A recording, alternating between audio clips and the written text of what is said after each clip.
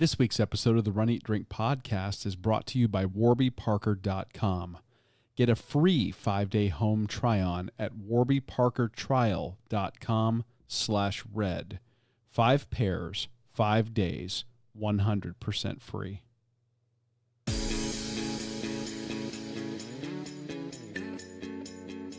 Welcome to the Run, Eat, Drink podcast. We feature destination races from across the country. And after the race, we take you on a tour of the best local food and beverage to celebrate. So whether you are an elite runner or a back of the packer like us, you'll know the best places to accomplish, explore, and indulge on your next runcation.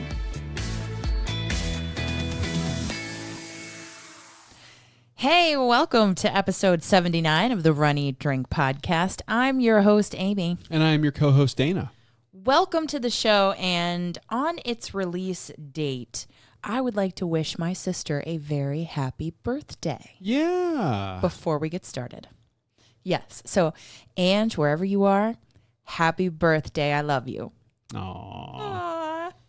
Yes, and this week has not been a travel week for us. It has not. It is not. We have been training. I've been keeping up with the high mileage, the 13.5-mile training run I have successfully completed, as Mr. Galloway assigned. High five. Yes. And I, on the other hand, have been continuing my slow and arduous climb back to being able to do regular training, but I've been doing all of my physical therapy. And in the process, I did 7 miles of Excellent walking. job. It's an excellent job. Any long run, you can walk the whole thing to get the endurance, as Jeff says. Yes. So, but sometimes when you do those long distances, you have challenges. You're running in the same places. Your training season can get long. They can get long, or whatever the reason for your doldrums. I'll be honest, I've been having a little bit of it. Have you? A little bit, and I haven't really talked about it much, but, not being in the regular training groove has been kind of tough, and trying to keep my positivity up has been a bit of a challenge. But it can be anything, like you said. It can be, like in my case, it's because of my physical limitations as I'm healing, and for others, it might just be they're in a rut. They're in a rut, and they need to do something to mix it up. So we asked last week, what do you guys do in order to maintain the positivity? And we got some answers. Excellent. We got a lot on Instagram, actually. Okay, well, why don't you share those with us? Because I happen to have a voicemail as well. Yes. So I don't want to butcher names, and I hope that I don't. But Trong.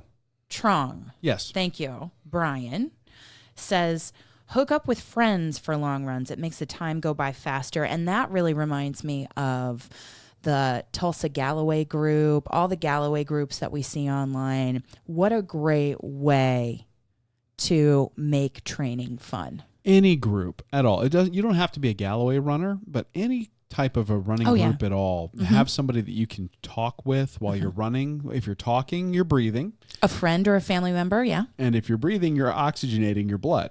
Absolutely. So there's a reason the military uses cadences in their running. Yeah. And that's the reason why. So if you've got somebody you can talk to while you're running, you're going to do better. It could be a friend or a family member in going for the same goal, going for a different goal. It could be a running group with your local run shop. It could be a running group with your local brewery that just has maybe like fun runs. A fun run or the Not Quite Friday 5K or whatever the case may be. Right? Oh, that's a shout out to J-Dubs in Sarasota. Absolutely. And listen, Sherry, who goes by Runs in a Skirt on Instagram, says try different routes or routes. Looking at the same thing day after day absolutely gets old. Yeah. And everyone is subject to this one. Yeah.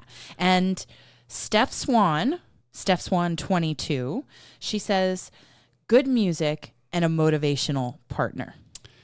That is very true. I will say I have several playlists that I use in addition to podcasts. Yes. and I'll vary it up a good bit. Some days it's spoken word, some days it's a playlist. You just never know. And I've got my motivational partner right here, although she's running laps around me right now. Oh, come on now. I'm walking them on the long runs. But you are very motivational to me too. So Dominique at Dominique_healthy living on Instagram says, stop looking at my watch and just enjoy what's happening around me. I can't agree with this one more. I have found that if I am doing intervals and I'm focusing on my time, I tend not to do as well as when I just chill out, run when I'm supposed to, walk when I'm supposed to, and then just enjoy the scenery and enjoy what's happening around me. And the time goes by faster. Yeah. Because we all know it's like treadmill time. Oh. Looking at your watch is the same thing as treadmill time. Don't do that to yourself. Yeah, because you look at your watch and you're like, then you don't look at your watch. The next time you do, you think, oh, it's supposed to be like 30 minutes and 5 minutes has gone by. Exactly.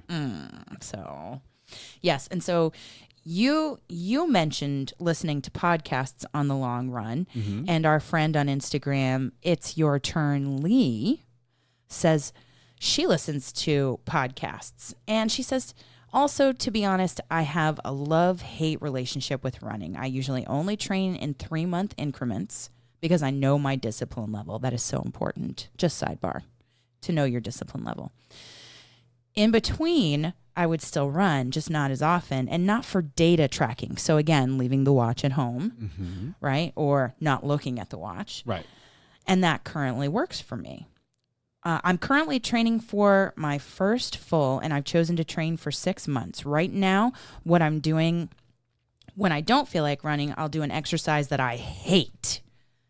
For example, the elliptical, or to go on an extended walk. And after forcing myself to do an exercise that I hate or that I dread, it will fuel my love for running. Yes. Well, there's nothing worse than the treadmill. I am not as much of a hater of the elliptical. I think that's a great device to get some upper body movement as well as lower body. But I completely understand it. That 3-month increment, there's actually some science behind that. I've been reading some stuff about seasonality and human beings. Yeah. And, like most people can diet for about 3 months. Yeah. And then after that, you tend to fall off. You can do anything for about 3 months because the human brain is kind of wired to respond to seasons. Interesting. Yeah. So that makes total sense. And you may have stumbled into something there, Lee, that's actually going to work really well for you. So yeah, very nice. But we also got a phone call Yay! From our friend Rob. Love you, Rob. Let's hear what Rob had to say. Hey, Dana and Amy, this is Rob. Fantastic job you guys are doing. I thought I'd answer your question for last week's podcast, and it was, what do you do? As I understood it, what do you do when you get in the doldrums of running? And for me, I move around a lot, so I don't get a lot of doldrums because I'm always running in a different place. And when I was home a lot, I would actually move around town and run in different spots, just not run in the same spot, and that would help. And the other one was, if you have a bad training run or a bad race, what do you do? And I kind of take the baseball analogy at it. It's a training run, it's just, it was a bad at-bat, and you have bad at-bats, and then you get up the next time and you give it a good one, and so the next time may work out. Just keep at it, so hopefully you can get some of that information, and we look forward to your next podcast. All right, bye-bye.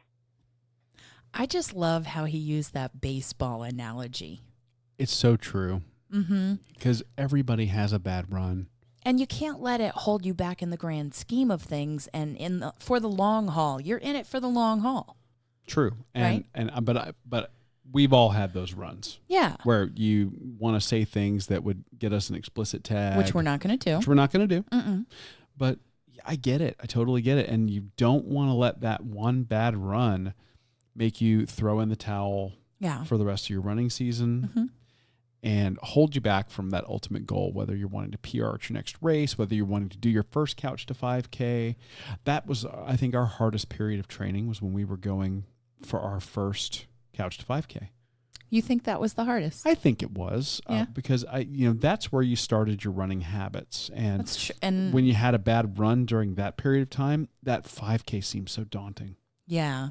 Well, any goal, if it's just getting out there for a mile or getting out there going from mailbox to mailbox, it can seem extraordinarily daunting. And that's a great thing to do, just the mailbox to mailbox thing. But so fantastic feedback from you guys. Yeah. Thank you so much for giving us your suggestions. And, if you're listening to this and you didn't hear our request last week and you've got an idea of how you maintain the positivity, go ahead and send it to us. We'd love to share it. info@runeatdrink.net. That is info@runeatdrink.net.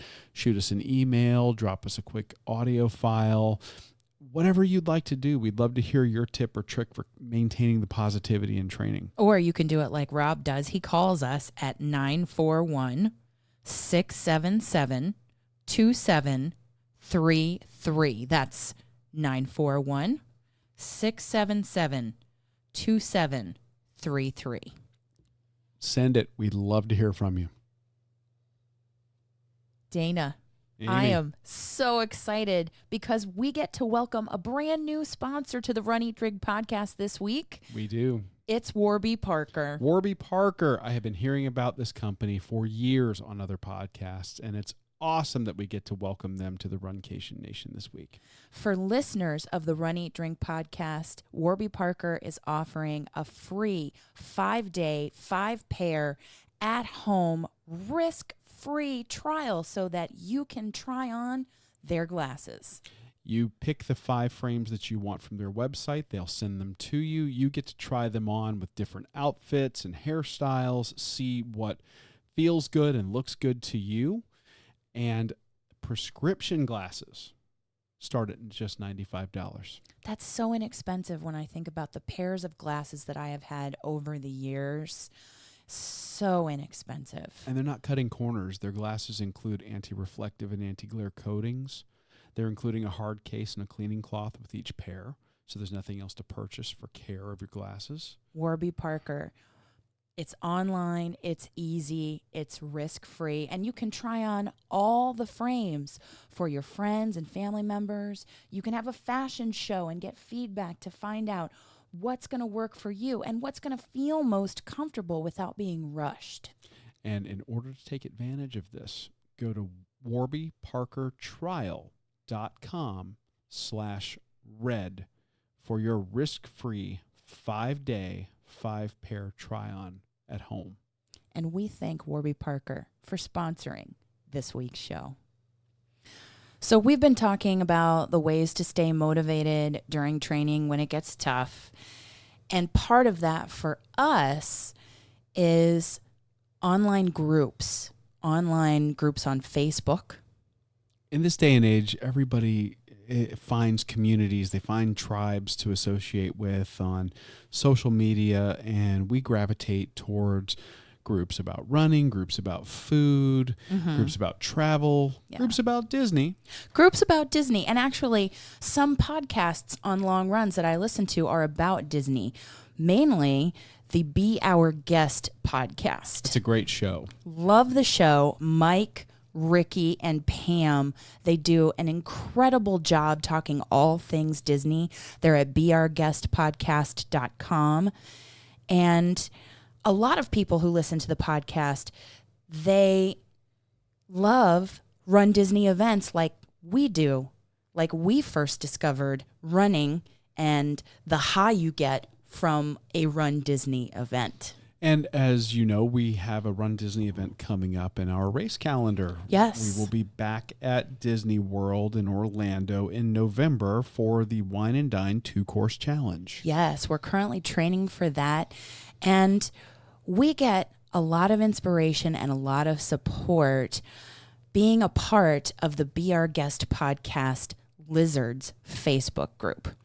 And we're so lucky this week to do something just a little bit different with our show. So, yeah, it's going to be a little different format. So we're going to be doing the food and drink portion kind of all together right here. The running, the eating, the drinking, all together in this fantastic interview with the actual founder of the Be Our Guest podcast Lizards group, Mr. Mike Bankhead.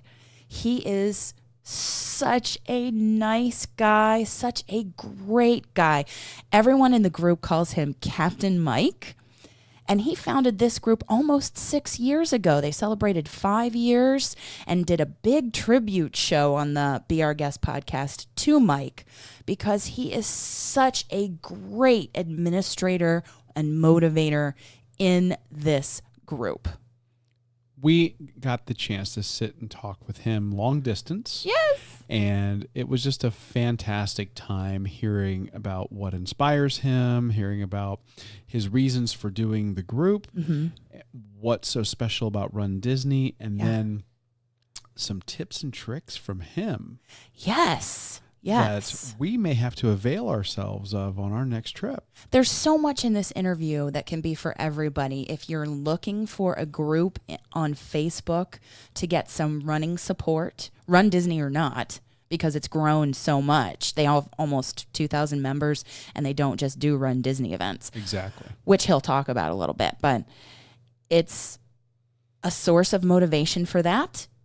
It could be that you're going to your first Run Disney event and you need tips or tricks about where to stay, where to run, eat, and drink. If you're just on a regular vacation, this man is wonderful and such a wealth of knowledge for all things Disney, Run Disney, and to talk about the Be Our Guest podcast Lizards. So without further ado, here is our interview with Mike Bankhead from the Be Our Guest podcast Lizards group. Yes. Well, we discovered the Be Our Guest podcast through our love of Disney, all things Disney and Walt Disney World and Disneyland. And we learned about a special Facebook group called the Be Our Guest podcast Lizards.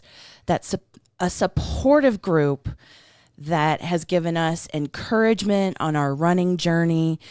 And we've been a part of it for how long, Dana? About a year and a half? Year and a half, 2 years, something like that. It's kind of one of those I like to stalk for my own inspiration. Yes. Chime in every now and then when I think I might have a little something to offer, words of encouragement. I like many more posts than I comment on. Yes, I would say I like them. I get motivation and encouragement from them.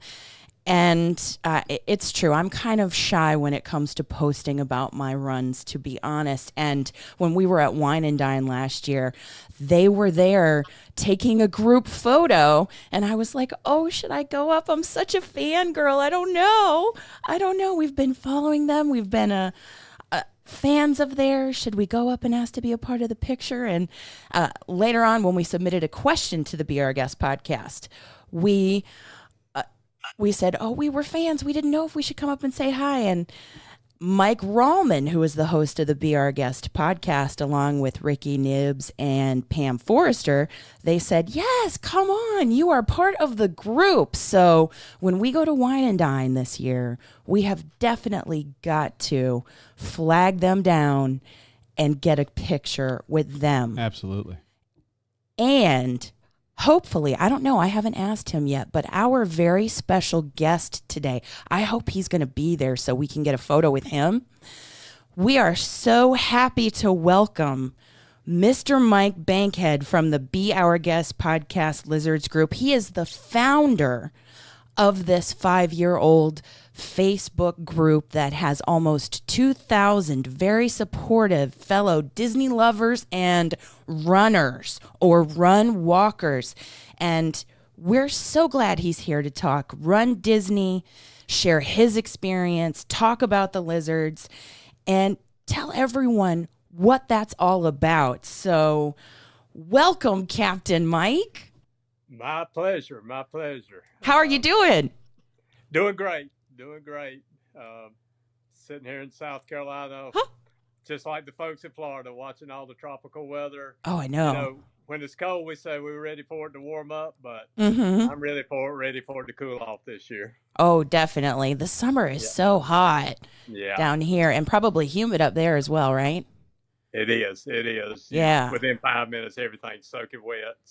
So we're waiting for that fall weather, for that wine and dine weather, So we know a little bit about you from listening to the Be Our Guest podcast when you were on episode 601. And if anybody in the audience hasn't listened to that is such a great episode that you were interviewed in by Mike Rallman of the Be Our Guest podcast. And it just kind of wets your whistle for that Run Disney experience. But for those who haven't listened yet, can you tell us a little bit about how you got into running and Run Disney? Like a lot of the Run Disney folks, never even fathomed in my wildest dream that we would be doing what we do. The fact that I'm even running a 5K or a 10K just boggles my mind. And I've done a couple marathons now that if you'd have told me 20 years ago that I would be where I am now, it's just mind blowing. But it's grown much bigger than just a social media group or a fanboy group or a Disney group. It's forged real friendships to end up where we are today. Like you say, 5 years, coming up on 6 years in a few months into this is just mind boggling. It's unbelievable. Now, you started running to kind of, but before you got into the Run Disney races, you started to run to get fit and to help support your family members. Is that right? Yes. My wife, Leanne, had breast cancer in 2001. Well, she started walking and with a group of friends. And my sister, I've had a sister, Jan, that has always been the runner. She's been our athlete the whole time. And she talked Leanne into coming down to Myrtle Beach to run the relay. They did and they do it again now, but they at the time they did a marathon relay where each participant would do 5 miles and the final one would do the 6.1 to finish it up. So Leanne started doing that, and she'd go off with them and come back. And I was like, yeah, okay. Well, we decided to go down as a family and do that. So we got caught up in that, and they cut out the relay down there for a while. I think they've started it back, but when they cut it out, I looked at Jan. She said, well, what are we going to do? I said, well, let's go to Disney World. She said, well, let's do a half marathon. So my two sisters, Mary Jo, Jan, their husbands, all of us went as a group. And in 2009, we completed a Disney half marathon, and it was just mind boggling. You know the feeling of your first one. It's just, and to do it with my two sisters and my two brother-in-laws together just made it extra special. So that kind of started us on the Run Disney path there. And so in 2010, Jan said, let's do the marathon. So like an idiot, I said, sure, but she had introduced me in 2006, 2007. I was diagnosed with a lymphoma. It's a non-curable type, but it's it's not fatal. It's just something you have to live with. So I had to take the chemo and had to take prednisone along with that. Well, I ballooned, and that's kind of where Jan got me hooked in. She said, this guy, Jeff Galloway's got this thing. You can do it. So she bought me the books, and this was way before Jeff had started the Run Disney thing or anything. So became a Jeff Galloway disciple way back there. Convinced me that, I could do a half. I could do a full. So that kind of built into getting that full in 2010. Wow. That Jeff Galloway is very convincing, isn't he? Oh, yeah. And a funny anecdote to that, if you go to tag Jeff on Facebook, it's done this hundreds of times. It'll put Mike Bankhead on the picture because I get all these pictures. So and so with Mike Bankhead, and I pull it up as Jeff Galloway. Oh my gosh! Yeah, it's kind of strange. I'm not stalking him. I promise you, I haven't done any code on Facebook to do that. But, no, it's kind of a joke with the running team now. Oh, that's okay. Great. We stalk Jeff every chance we get. That is true. We do. So how many thousands upon thousands of runners has he helped to attain what we have? So yeah, we came to him very much like you did. We were down 60, 70 pounds we are now, but we were in the process of weight loss, and we started running, had no idea what we were doing. Yeah, and that was mistakes were made. Let's just put it that way. Yeah. We started out with the wrong shoes. Yes. We weren't really following any kind of a plan. Mm-hmm. We got to learn all about shin splints and side stitches and dehydration, really early on. Mm-hmm. And Jeff ended up getting us on the right path. When we came to do our first half marathon, we saw him speak at, how they usually have him give the motivational speeches at the Run Disney Expo, Mike? Right. Have you heard him at those expos? Oh, yes, and talk to him. He's so accessible. Oh, he's just... Yeah. Talk to him at Rock and Roller Coaster. You sit there talking to him and Barb at Rock and Roller Coaster, sitting on the wall. It's just kind of mind-boggling. It's amazing to think here is an Olympian who has helped runners, just your average runners like us and like you and like so many of the lizards, accomplish 5Ks, 10Ks, half marathons, and those Run Disney challenges. Those. So how did you come up with the idea to create that Podcast Lizards group? After I finished the marathon, we continued on going every year, just to the marathon weekend, but we started doing halves. I started doing halves then. Mm-hmm. Well, I got on a chat board, run team and everything. It was pretty social and enjoyed that. But in its final year, and another shout out to another Disney legend here, Deb Wheels. I joined Team All Ears in its final year. I was part of that. And Michelle Scrivener McLean and Mike Scopa, and that whole group there. The interaction and the camaraderie and seeing Deb out on the course. I'd seen her all the races and she's cheering and everything, mm-hmm. but to finally be a part of that.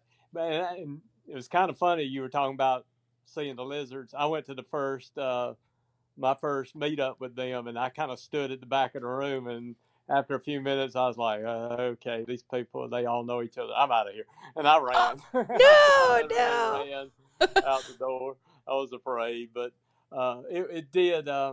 We had other meetups after that, and I did get to meet the folks, and then through the Mickey Milers, another great team, Disney team, interacting with Michelle and listening to their podcast when they had that, just learning from that.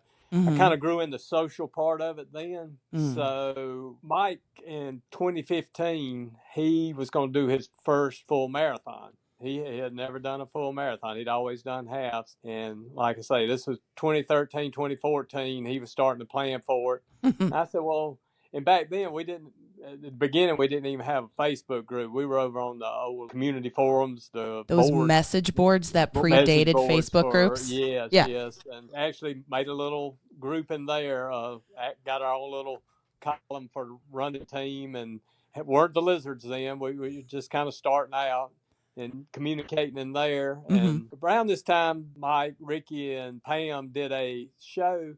And there was something in there about all the lizards at Disney World. You'd see them in the sun, they'd be kind of just laying around, but then when it cooled off, they'd run around everywhere. So, and they were everywhere at Disney World. You see lizards, So that kind of, I emailed Mike and said, you want to give this a go. And this was after I did my growing into Disney running podcast with him. And he said he'd always want to do that, but he didn't want to approach me about it. But I said, well, okay, well, I know we won't be on the scale of all these other teams, but let's just, with us, we get together anyway, so let's just run together. And came up with the logo, and it kind of took off from there, just skyrocketed. We started the Facebook group. And I will say now, I'll let everybody know that it is a closed Facebook group, but if you search Facebook, Be Our Guest Podcast Lizards, and send a request, and I personally vet each one. It's no high standard to get in there at all. Just make sure, you are who you say you are. I look, and there's a couple questions. You don't even have to really answer the questions. Just I look through you. If I see Disney or I see a run or anything in there, but we do keep it. It's not an exclusive at all. I do want to make that clear. I just love how you welcome runners, walkers. I'm so glad that you told the story about where the Lizards name came from, because when I think lizards, Dana, when you think lizards, you think, oh my God, they're so fast. Right? Well, and I love the idea of, they just lay around a lot in the daylight. I'm like, oh, that's just like me. Yeah. Yeah. Well, I was thinking, oh my gosh, but it's not that they're fast. It's that whole, that welcoming of no matter what your distance, what your pace, everybody can get support from the group, and everybody is so positive, even though there are so many, almost 2,000 lizards. We've never had to kick anybody out of the group. As far as being an administrator in this group, it feeds itself. It's just positivity is what it's about, and it's it kind contagious of feeds from their podcast. Yeah, it's contagious now. I just love it. So we were kind of talking the last few episodes of our podcast about, how do you stay positive? How do you mix up training? How do you motivate yourself? And if you are running on your own and you don't have a local group that you run with, this is the social media platform, and the Lizards group can give you virtually that motivation and that encouragement. So that's what it's all about. That is what it's all about. It's one of the most positive groups I have seen on Facebook. And I encourage everybody to search, like you said, and find it and be a part of it if you have a passion for all things Disney and run Disney, or even just everybody just supports each other regardless of whether it's a run Disney race, even though that's the prevalent one that you all share and that we all meet up and talk about. Well, I mean, I will actually meet up. I will not be like the fangirl the next time. I promise you that. But now here on the Run, Eat, Drink podcast, we like to talk about race experiences, somebody who may have never experienced Run Disney. Can you talk a little bit about one of your favorite race experiences from Run Disney in the past and kind of tell us the story behind it? I want to say, my favorite one will always be, like I said, when I crossed the finish line with my whole family like that, with my two sisters and brother-in-laws here in the choir. And one of my favorite, and it's kind of a strange one. You remember the one year Disney had the half relay where you did the two halves? Oh, the Chippendale.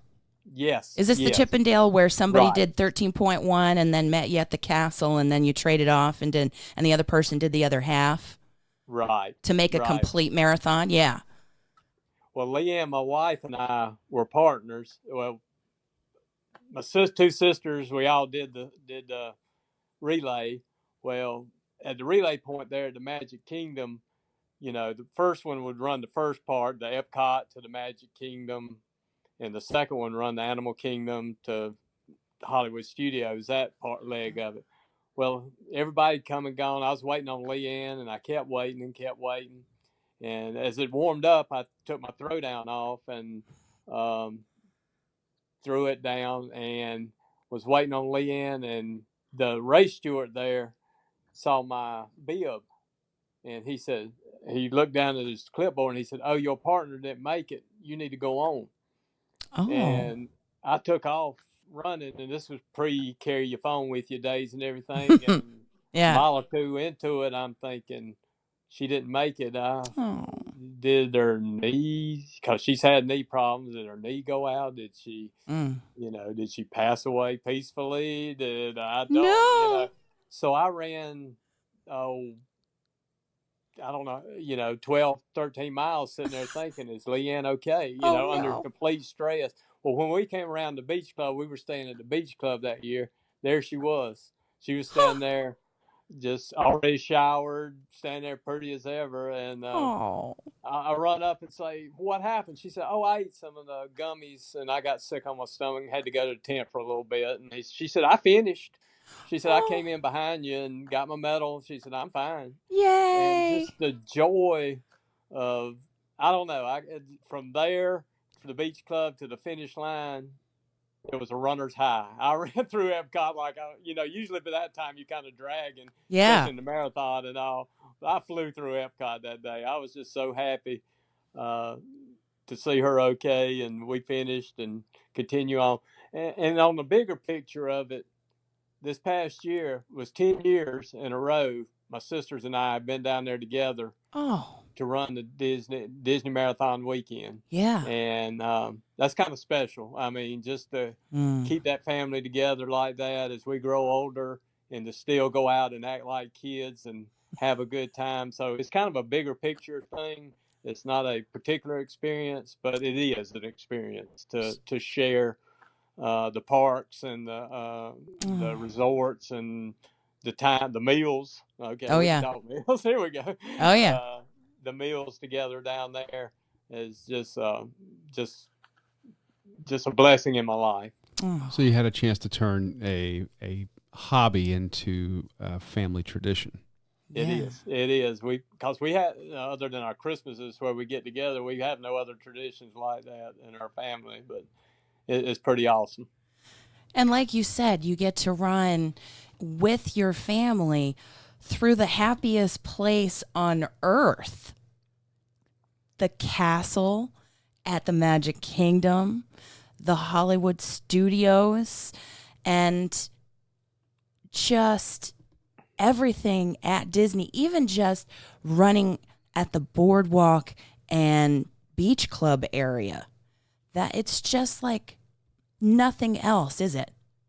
And now my sisters, one of my sisters and Leanne and one of my brother-in-laws do the 10K, so we get to cheer them. We're out there with our cowbells and everything. And that's another big part of the Lizards. You got a cheer group all along the route there. We cheer each other on, and to cheer my own sisters on as they come through, and my wife as she comes through, and taking pictures and selfies and all. It's pretty awesome. You get the best of both worlds, it sounds like. If you're doing the marathon or the half marathon and they're doing the 10K or the 5K, then you get to be the cheer squad for them, and then they can be the cheer squad for you. Yeah. I actually with the Lizards, I do kind of the dopey every year without doing the run, and I get up at 3 a.m. every morning and go to the start line with the crew, and we do our pictures and have our little pre-race meetup before each race, the 5, 10, half, and full. So that's early, Mike. Awesome. That is early, and that is dedication. And that is, I think the early wake-ups are part of the whole Disney experience, too. They are. It is.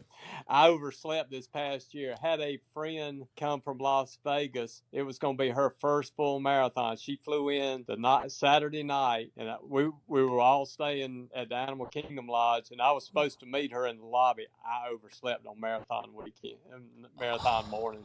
First time I'd ever overslept for a race. Like I said, 10 years now being at every race. I wake up at 4:30 going, oh my gosh, Jeannie, did she make it to the start? Because she had to pick up her bill, up before the race, and I was going to walk her through it and everything. And I look at my Facebook, and there she is. We're heading down to the lobby. We're in the lobby. We're getting on the bus. We're at the start. I'm like, oh no. But when I cheered for her, when I went out there and cheered and saw her come through there at the boardwalk, she finished it. I mean, that was another big high for me because she made it her first marathon, and she said her only. I said that too, but she's just experiences like that just sprinkled in. I could go on and on and on, cheering each other on. The year they called off the half, we had a blast. Yeah. Being part of the social group, it is a social group, and it's grown outside of Disney too. I will say that there are lizards running the Hershey races. Oh yeah, yeah. I mean, all across the country, there'll be posts with 6 or 8 lizards in Denver doing this race, and San Diego last year, earlier this year.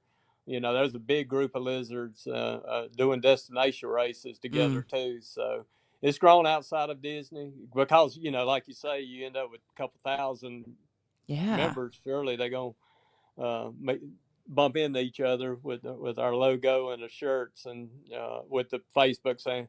And another shout out to Debbie Stevens on our group. Every week, post every lizard where they're going to be, what races they're running, and ask each one, are there any other races you're going to be that you'd like to see added on here? So there's a roster right there where everybody's going to be that weekend and what races they're going to be doing. You know, the runcation is taking off. And when you have a core group of people that start out with maybe the Disney races, which natural destination, natural vacation destination. Of course. And then you've got these runners now who are like, well, I want to get it together and go hit another race. Maybe, you know, we're not going to this Disney race, but there's one in this area we want to hit. It makes total sense that you'd have lizards getting together for other races.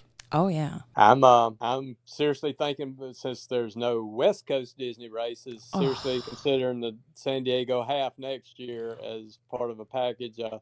George, our friend from Hawaii, one of our biggest lizards, is planning on. George did San Diego this past year. He and Kelly all got together, and I'm like, okay, this is a good. Let's all meet on the West Coast for one fun run. Oh, Mike, I really hope they bring those races back. We absolutely love those Marvel races.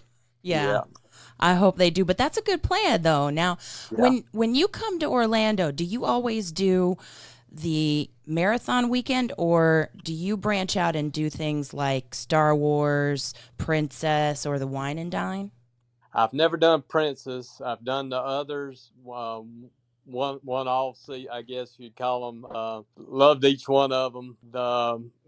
Coming down, we mentioned this earlier, the Princess weekend.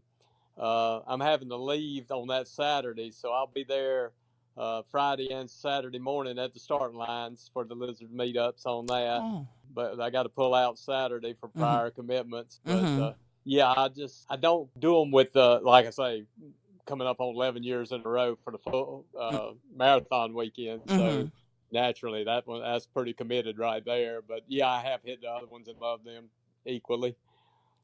Now, in your vast experience over the last decade, when do you normally like to come in if you're doing a race on race weekend? If you're doing that marathon weekend, when do you like to come in? Well, that's kind of shifted.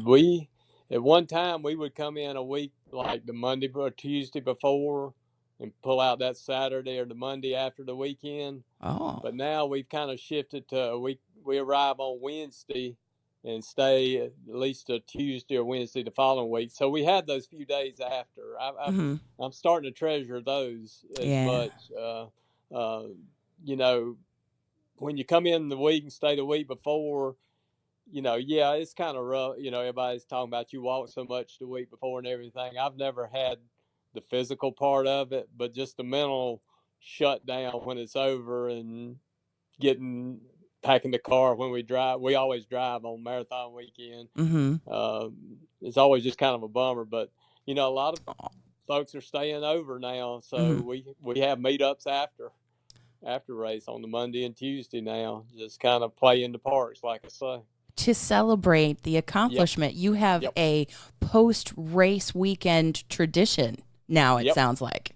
Hell, it is. It is. And y'all wear your medals? I'm not a real medal person. I love the shirts. And my shirts are my bling. I am if I've run it, I wear it. I've got everyone. I went a month or two ago, went and put them all in chronological order to make sure they were all still there and checked my shirt collection. All of them? I love them. I wear one each night. I rotate them at night. I don't know. It's all my medals were in a drawer there. I never have even pulled them out and laid them out. Now, you mean, Mike, that you wear the shirts that are included in your race entry fee? Yes. Or yes. are you ever tempted to do purchases at the expo where you get the I Did It shirts? I bought a couple. I Did It, and this past year they had a green half marathon shirt, and I bought that. Yeah, I will buy a few tech shirts. Like I say, I just love the tech shirts. Yeah. But the race shirt itself is my medal. That's to me something I can wear, out in the community or here and there, and look kind of strange wearing a medal to the Outback. Agreed. I can wear my shirt there and enjoy it. Hey, we've worn our medal. We have. Well, number one, we always wear our medals the day of the race, and if we're there, if we're there for the weekend, we'll wear our medals to the parks. Yeah. But we'll also if we come back home on the weekend. Oh yeah. If we're gonna go out here at home to celebrate, I'm like, yeah, put your medal on. So we're those weirdos that will wear a Disney medal to a local restaurant here in town that's 3 hours away from Disney. Oh yeah, I'm not ashamed. We have no shame. Yeah, really. I'll wear it to the Outback, Mike. Really.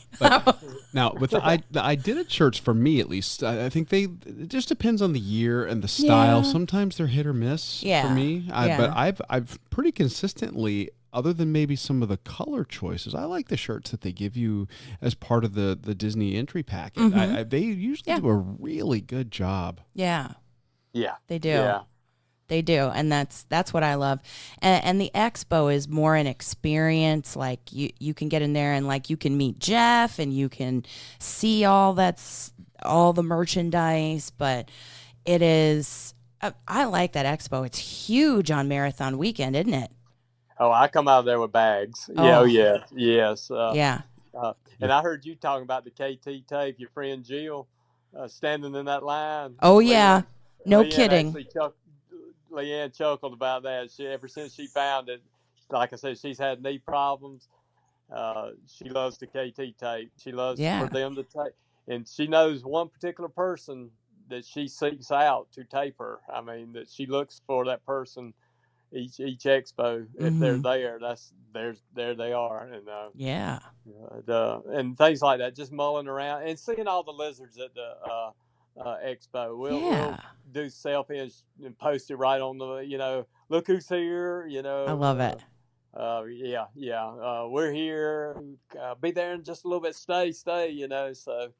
Now, when you do the whole packet pickup deal and you get all your gear and you get all set and everybody gets the KT tape that they need or the sport beans or the blocks or all that's available at the expo, extra pairs of socks or whatever, is there a pre-race kind of carbo loading tradition somewhere you like to go on Disney property to eat something that fuels you for the race? Yeah, do you have a go-to? Yeah. For years, it was Kona at the Polynesian.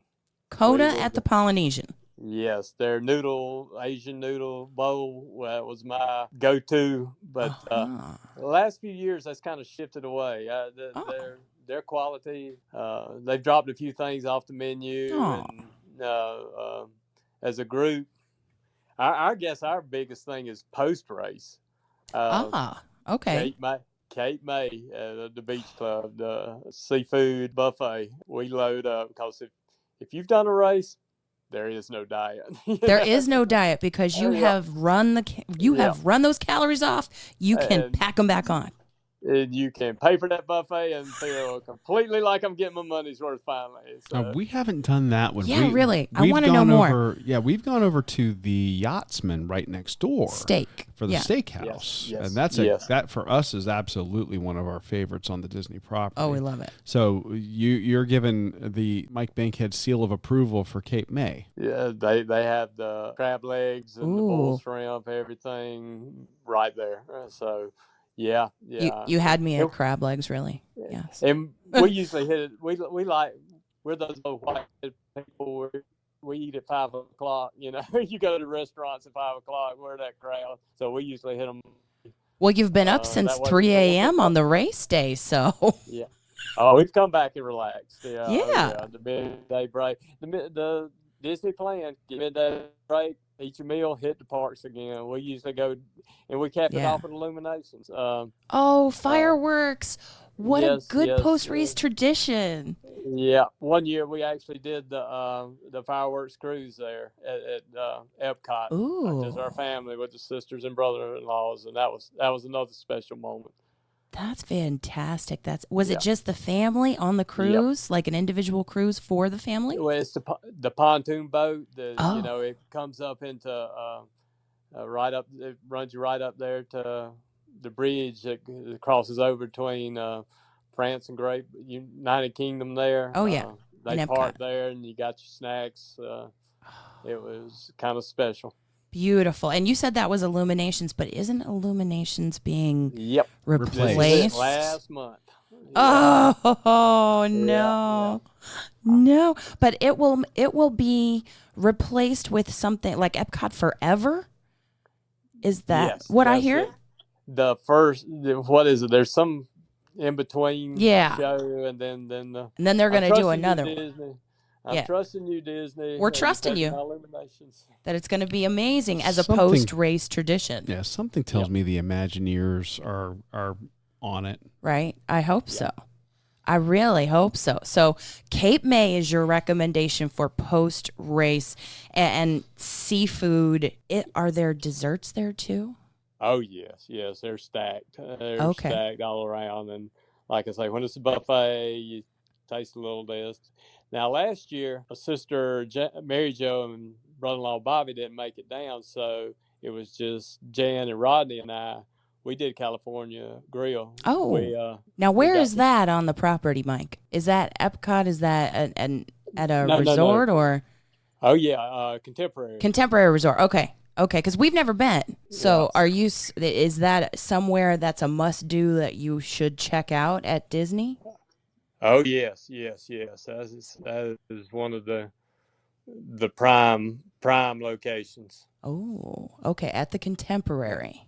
And what kinds of things do they serve there? Is it like Asian influence or? Their sushi is some of the best on property. They've changed sushi chef here in the last year and a half. Mm-hmm. And but I know you do Splitsville. They say it's the same quality there, but it's on top of the Contemporary. We were in there. Get a full. If you're there when the fireworks are going off in the Magic Kingdom, you're looking down on the Magic Kingdom.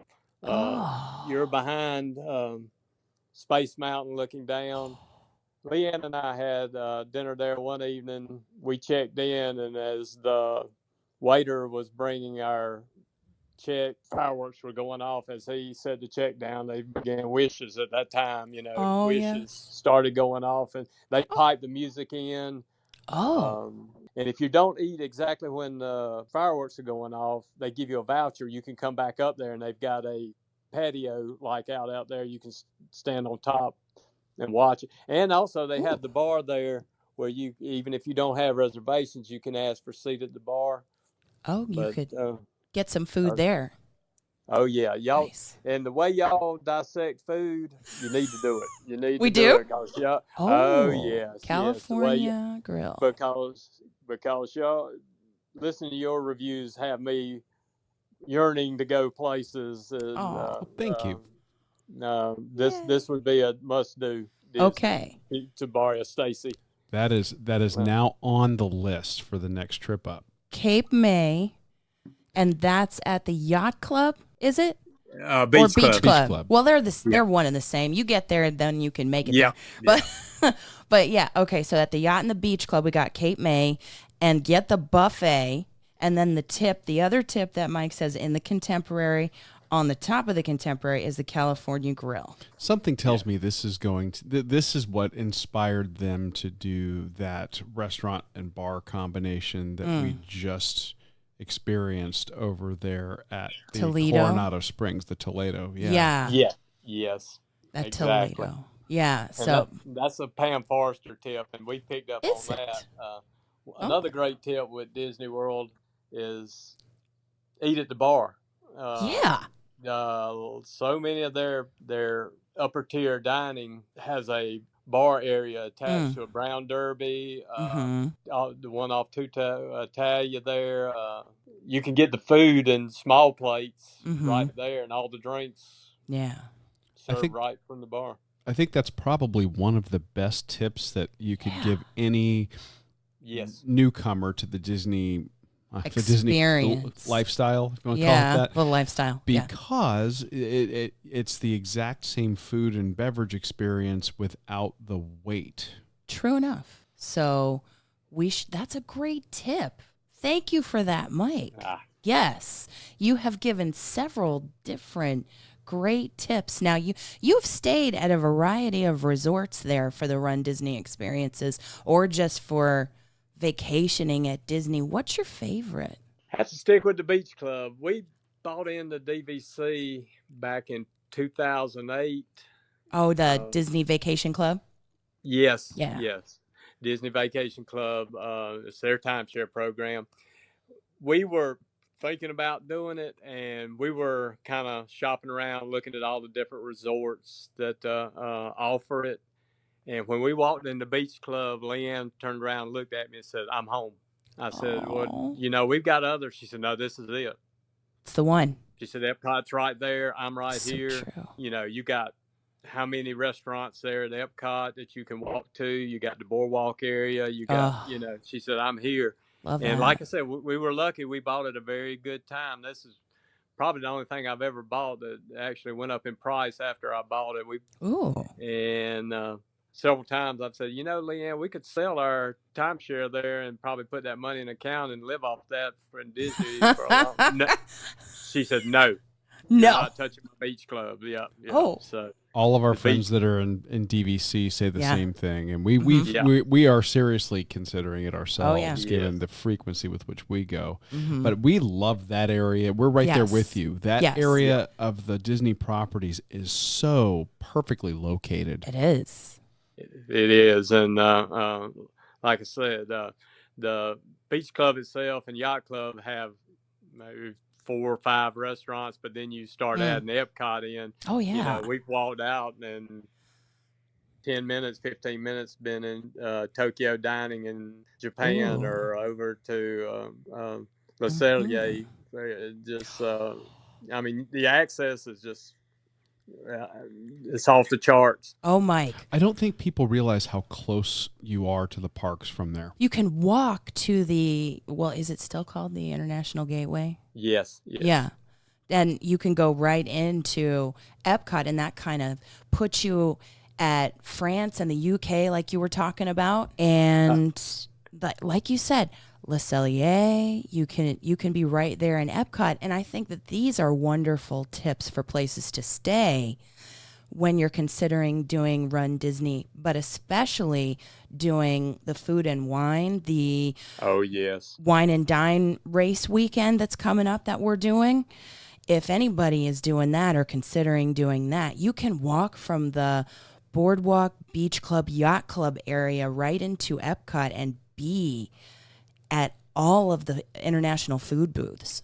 And now Hollywood Studios is taking off big time, and you can walk over there. The path there. And it's a good little running path too. That's another great thing about the area. When we're just down on our regular vacations, up early, nothing like running along the trail and seeing the sun come up over the lake there, Crescent Lake, and seeing the resorts. And big camera bug at one time. I'd get up at 3 or 4 o'clock in the morning, just go around and take pictures of resorts, and just beautiful resorts, boardwalk, all of them. It's so true. It's so true. That's why we did the virtual Run Disney race series. We're about 3 hours away from Disney. And anybody that's local, you could do the Run Disney race series was the Marvel medals, and we would go up there and we would use that. We did that path for the June 5K and the Run Disney virtual race series. Yeah, we grabbed breakfast at the Boardwalk Bakery. Oh, which great coffee. It sounds like you're familiar with it. Oh yes. Yeah. And then we did that path as part of our 5K. So that's a great tip. That is a great tip. And you get to preview actually part of the race course for the wine and dine half. And also, don't you go through that path on the marathon weekend, Mike? Yes, the full comes through there. Yes. Yeah. The full comes through there. Yeah. Yeah. Okay. But the half on the wine and dine weekend goes through there as well. Yes. So and Star Wars. So you could that's gorgeous, whether you're just running before you go and hit the parks on your vacation, or that's such a great tip. Now, you'd mentioned, Mike, that your post-race celebration, you like to do the seafood buffet, and we're about to do wine and dine. That's coming up for us, and you've done wine and dine. Yes. When you're eating around the World Showcase, do you have any favorites or any suggestions for people who might be hitting the festival? My biggest suggestion is pull the menus before you go. Oh, yeah. Print them off and find what you like, because there's such variety there. You know, there's I want to say it's not in Italy, but it's one they put up. It's like a Belgian booth that has a decadent chocolate. They call it chocolate pudding, but it's actually like a cupcake with warm melted chocolate with a white sauce poured over the top of it. Oh, my gosh. I almost bust through the gates, road drop style, and run to the booth with my ticket. Get there, park take open. My money. Yes, take my money. Yes. Canada, of course, has their filet. We love Canada. And their cheese soup. That cheese soup, I would bathe in that. Yes. It's so good. It is. Oh my gosh. And they've added back toward American Pavilion. They have a barbecue set up. I cook barbecue here at home, out on the open pit with the hickory wood and everything. But they have a actual hickory cooker back there. Yes, that they you do. Can smell the hickory cooking, and they have a brisket sliders with some types coleslaw. I mean, it's small plates, so you can like I say, my advice is look at the reviews and hit the menus, and you can make your list before you go. That way you can pace yourself. It's kind of it's kind of like a race, you know. It's kind of like a race. You got to train and do your preparation. And just like Jeff Galloway says, you cannot come out of the gate going too fast. You can't eat too much at one first booth. Well, people think, it's just little small plates, little small bites, no big deal. We get full by the end of the day because we'll do multiple laps. I mean, I like to think that we're burning the calories off that we're eating. I like it. Maybe a little. I don't think with the walk in that one we're doing too much, but you get full. You do. Because we don't normally sit down for a meal if we're there at Wine and Dine. We do the countries and the booths. Didn't Ricky actually post some kind of meme about the trash can being the international table? It's so true. Yeah. For Wine and Dine. Yeah. Yeah. So those are some good tips. But yeah, doing that you're doing your research ahead of time. Mm-hmm. Are the menus in the app? I don't think in the My Disney Experience app they're there. I have one, and it was a free app called Food and Wine. If you look out there, go to the app stores and stuff, and it's updated every year. It's got the menus right there on your phone. You can check off the ones you like and. Awesome.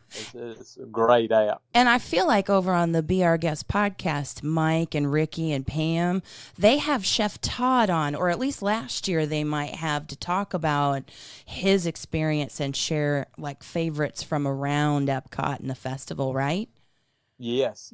And also they have the menus on the Mouse for Less page that Ricky maintains. The Magic for Less Travel's website and all, they have all the menus on there and tips. Ricky actually goes down and she posts a lot of good reviews on there. I enjoy that. Mm-hmm. She has excellent taste because she says her favorite restaurant is the Yachtsman. She talks about the steak all the time. So I would trust her recommendations about food and wine. I would too. Check. Check and check. Right. Yes. So we will link to all of those resources, and so that our listeners can check that out, and we'll link to the menu so they can take advantage of your tips to kind of scan and make the plan ahead of time. You've been a wealth of info here, Mike. Thank you. Yeah. Which sounds great. 45 days off. I know. Going around those booths. I'm ready. I can't wait. I can't. Now, are you going to get there this year? Yes. We're actually arriving on Sunday before, and we have to leave that Saturday of the 10K, but it's later in the day, so I'll be at the starting line for the 10K. Yes. For the 5K and the 10K. Correct. We're going to be there, Mike. Great. We're going to be there, and this time I will not be like a fangirl that just says, oh, they're over there, but I can't go. I will, and Dana will. We will find you. Yes. And let's put it out to everybody and anybody that's there. Come on up and speak and find one of us and start talking and just say, hey, I'm a lizard, and you're there. Yeah. You're there. Your family. And you can find the Facebook group, like Mike said. You're just searching for the Be Our Guest Podcast Lizards, right, Mike? That's correct. Yeah. And you can get more information about the Be Our Guest Podcast Lizards at beourguestpodcast.com. And also, yes, Be Our Guest Podcast. Promote them too. That's the work they do. Mike Roman. That guy is a warrior. I mean, he is on show 1580 or whatever. Oh, my gosh. He's never missed a show? He's a machine. Never missed a show. He is a machine. He's done them sick, done them from Disney World. Yeah. He's, well, for those that don't know Mike, he runs a half marathon every morning. Every morning? 13 miles. Yes. He's a special, and he posts the selfies, doesn't he? Yeah. On the group, so you can see it. He's a special guy, and he's our supreme leader. But Pam and Ricky, they really are what fed into the lizards. Their warmth and their kindness. Well, I can tell you that your warmth and your kindness are so appreciated in the Be Our Guest Podcast Lizard group. Your encouragement, your support, and just thank you so much, Mike, for spending time with us today and telling us about the Run Disney experience so that everybody who listens to the Run Eat Drink podcast can get a taste of what that's like. And even if they don't do a Run Disney event, they can get support and encouragement from one of the best running groups on Facebook. Oh, it's been my pleasure. My pleasure.